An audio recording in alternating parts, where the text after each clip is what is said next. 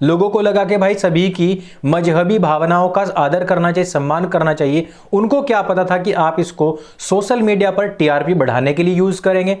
अगर उन्होंने आपको मना नहीं किया, अगर आप जिस टाइम पर अपनी तशरीफ, अपना पिछवाड़ा आसमान की तरफ उठा करके इशारे कर रहे थे, उस समय पर अगर उन लोगों ने आपको नहीं रोका तो उनकी गलती है क्या?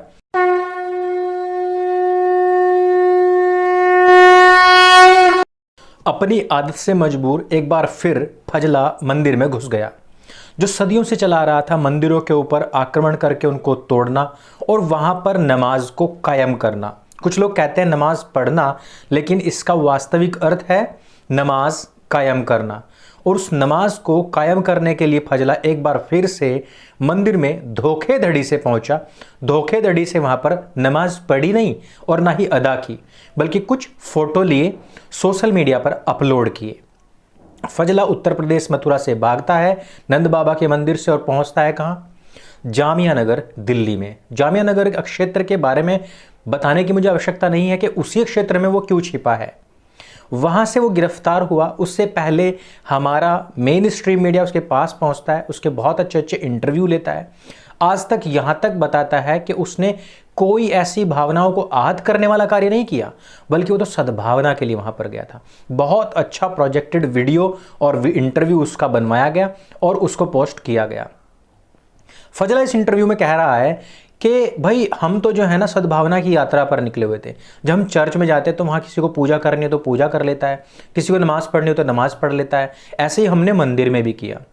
पहली बात तो मुझे ये समझ नहीं आया कि ठीक 12 बजे कौन सी नमाज का टाइम होता है और कौन सा ऐसा उस समय पर नमाज को पढ़ना जरूरी था, या फिर मंदिर के मेन प्रांगण में ही पढ़ना जरूरी था, या फिर उसके फोटो लेकर के वीडियो बना करके पोस्ट करना जरूरी था, या फिर बिना किसी आसन के, बिना कुछ नीचे बिछाए, बिना वहां के लोगों की, वहां का जो प्रबंधक थे, व्यवस्थापक थे, उनकी आज्ञा लिए बिना, बिना कोई व्यवस्था कराए बिना कैसे इन लोगों ने वहां पर नमाज को पढ़ने की कोशिश की। इसके पीछे इनका पुराना इतिहास है और वो इतिहास इनको कहता है कि आप उस हर स्थान पर जिससे आपको लग रहा हो कि वो आपकी भावनाओं को आहत कर रहा है, उस स्थान पर नमाज कायम कर लो तो फ्रस्ट्रेशन मिट जाएगी। ठीक वैसा ही हुआ है। ये वो लोग हैं जो आपके घरों को ब्लॉक करके, आपकी सड़कों को ब्लॉक करके, रेलवे प्लेटफॉर्म को ब्लॉक करके, रेलवे ट्रैक को ब्लॉक करके, बसों के ऊपर, घरों के ऊपर, छतों के ऊपर, हाईवे के ऊपर, आपके पार्क में घुस करके वहां पर भी जब नमाज पढ़ पढ़ करके थक गए तो अब सीधे आपके मंदिरों में घुस करके नमाज पढ़ने लगे हैं। इनकी जो ये भूख है, जमीन को हड़पने की जो भूख है, ये कभी भी समाप्त नहीं होगी। और इसमें भावनाएं आहत हो भी क्यों ना। अब आप मुझे एक बात बताइए, इतने दिनों के बाद में पहली बार मथुरा मंदिर के केस की सुनवाई के लिए कोर्ट ने हामी भरी है। यह पूरा का पूरा जो मामला है वो कोर्ट में जा रहा है और ये लोग हैं कह रहे हैं कि सद्भावना के नाम पर हमने ऐसा किया। अपने पूरे स्टेटमेंट, अपने पूरे इंटरव्यू में उसने एक बार भी कहीं नहीं बताया कि इस सद्भावना के दौरान हम मस्जिदों में भी जाते हैं, जब किसी का मन होता है वहां पर प्रार्थना करने का तो प्रार्थना भी कर लेता है, गुरुबाणी करने का तो गुरुबाणी भी कर लेता है, और जिसको यदि वहां पर पूजा पाठ करनी है या संध्या उपासना करनी है तो मस्जिद में वो भी कर लेता है। ये पूरा का पूरा जो ठेकेदारी है ये हिंदुओं के ऊपर ही क्यों है? ये जो स्थान है ये हमेशा मंदिर ही क्यों होते हैं? जब किसी को कोई इफ्तारी पार्टी देनी होती है, जब किसी की मुर्दा लाश को कहीं पर रोकना होता है, या फिर किसी की शादी ब्याह होना होता है और उसके लिए जगह चाहिए होती है, या फिर अगर किसी के हाथ में ज्यादा खुजली मचे तो हत्या करनी होती है, तो इसके लिए मंदिर प्रांगण, मंदिर के स्थान ही क्यों चुने जा रहे हैं? इसके पीछे का इतिहास जानने की कोशिश कीजिए।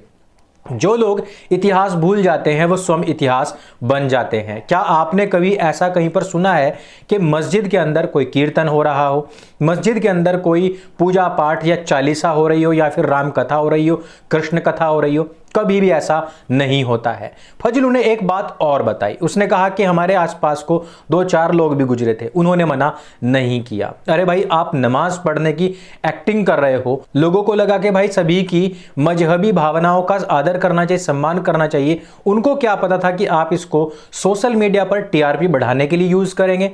अगर उन्होंने आपको मना नहीं किया, अगर आप जिस टाइम पर अपनी तशरीफ, अपना पिछवाड़ा आसमान की तरफ उठा करके इशारे कर रहे थे, उस समय पर अगर उन लोगों ने आपको नहीं रोका तो उनकी गलती है क्या? वो सहिष्णु है, उनकी गलती है क्या? अगर वो किसी की मजहबी भावना को आहत नहीं करना चाहते थे उस समय पर, तो उनकी गलती है क्या? गलती आपकी है कि आपने दूसरों के स्थान में घुस करके अपनी अपवित्र तशरीफ को पवित्र मंदिर में जाकर के ऊंचा उठाने की कोशिश की है। इसकी सजा तो आपको मिलनी ही चाहिए। लेकिन इसमें मैं एक बार फिर से इस बात को अवश्य कहूंगा कि हिंदू अपनी सहिष्णुता के कारण ही हमेशा असहिष्णु कहलाता है। उसको बार बार यही चीजें सुनने को मिलती हैं कि हिंदू असहिष्णु है, और अब भी फजलू ने यही कहा है कि असहिष्णुता के कारण हिंदुओं ने किसी दबाव में आकर के हमारे खिलाफ FIR दर्ज कराई है। वैसे फजलू गिरफ्तार हो चुका है, लेकिन इस हिंदुओं की नपुंसकता के पीछे कारण क्या है? सहिष्णुता दिखाने के बावजूद भी खुद को असहिष्णुता कहलाना, यह नपुंसकता कहलाती है। और इस नपुंसकता को पैदा करने वाले हैं आपके ही कथावाचक, जो आपको अपनी कथाओं में अली मौला सुनाते हैं, जो आपको अपनी कथाओं के अंदर अल्लाह का गुणगान करते हैं, लेकिन नहीं बताते कि मर्यादा पुरुषोत्तम रामचंद्र जी क्या थे। वो कहीं भी जाते थे हथियार नहीं छोड़ते थे, अपने धनुष बाण अपने हमेशा साथ लेकर के चलते थे।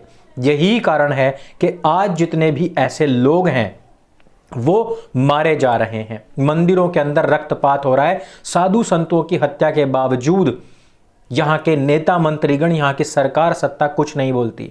खिलाड़ी के पैर के अंगूठे में ठोकर से चोट लगने पर, एक बेहुदा निहायती देशद्रोही महिला के एक्सीडेंट होने के बाद में हमारे देश के सर्वोपरि नेता लोग ट्वीट की बौछार लगा देते हैं, लेकिन यहां पर रोजाना हिंदुओं की हत्या होती है, कोई बोलता तक नहीं है। उस नपुंसकता को पैदा किया है। क्या फर्क पड़ता है कहने वाली कथावाचिकाओं ने, जो कि कथावाचन कम और अपने स्टेज पर मुजरा ज्यादा करवाते हैं। वो कथावाचक और कथावाचिका जो कहते हैं कि जिस समय पर उन लोगों की अजान हो रही हो, आप अपना भागवत कथा का पाठ भी रोक दीजिए। अब ऐसे समय में स्त्रियों के ऊपर, लड़के लड़कियों के ऊपर और जो कम बुद्धि के बच्चे हैं उनके ऊपर क्या असर पड़ेगा? उनको यही लगेगा कि इनकी भावनाओं की कद्र करनी चाहिए, लेकिन वो अपनी भावनाओं की कद्र करते करते कब आपकी भावनाओं के ऊपर मूत देते हैं वो आपको भी पता नहीं लगता है। वो कैसे? आपकी मंदिर के अंदर वो बैठ करके नमाज पढ़ने की एक्टिंग करके 4 फोटो लेंगे, सोशल मीडिया पर पोस्ट करेंगे, हीरो बनेंगे, और वहां से उनको सपोर्ट मिलेगा, धनराशि मिलेगी और उनकी खूब वाहवाही होगी कि ये देखिए ये हैं मुसलमानों के शेर। अब आपको इसमें भी अतिशयोक्ति लगेगी। तो आप उस दिन का फैसला देखिए जब अयोध्या में मंदिर बनने का फैसला आया था। उस दिन पर सभी मुस्लिम यही कमेंट कर रहे थे कि नमाज तो हम फिर भी वहीं पर अदा करेंगे। ओवैसी कह रहा था कि जहां पर एक बार नमाज अदा हो गई, जहां पर एक बार मस्जिद बन गई, वो मस्जिद ही रहेगी। इस तरीके के कमेंट्स, इस तरीके के स्क्रीनशॉट्स हमने उस समय पर सोशल मीडिया पर काफ़ी प्रसारित भी किए थे ताकि आपकी आंखें खोली जा सके। अर्थात जो 1400 साल पुराना इतिहास दूसरों की भावनाओं को आहत करने का, मोमिन काफिर करने का जो प्रोपेगेंडा उस समय से चला हुआ था, बदस्तूर जो जारी है, हम केवल उससे जागरूक करना चाहते हैं। हम केवल आपको बताना चाहते हैं कि इस तरफ से भी आंख खोल करके देख लीजिए।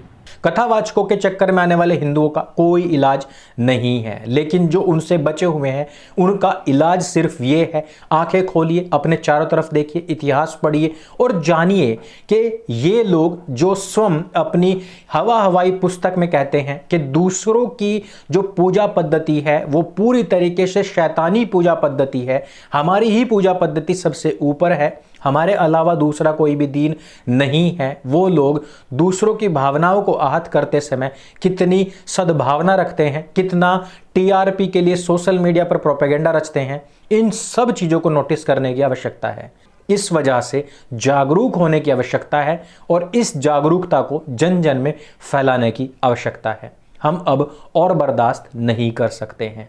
अब हम अपने देश के मजहब के नाम पर और टुकड़े नहीं कर सकते हैं। अब हम वक्फ के नाम पर और भूमि का अधिग्रहण नहीं करवा सकते हैं। अब हम और ज़्यादा भूमि जिहाद नहीं करवा सकते हैं। अब हम और मंदिर नहीं टूटने दे सकते हैं। और जो हमारे पवित्र मंदिर बचे हुए हैं, अब हम उनमें इनका अपवित्र पिछवाड़ा उठवाकर नहीं देख सकते हैं।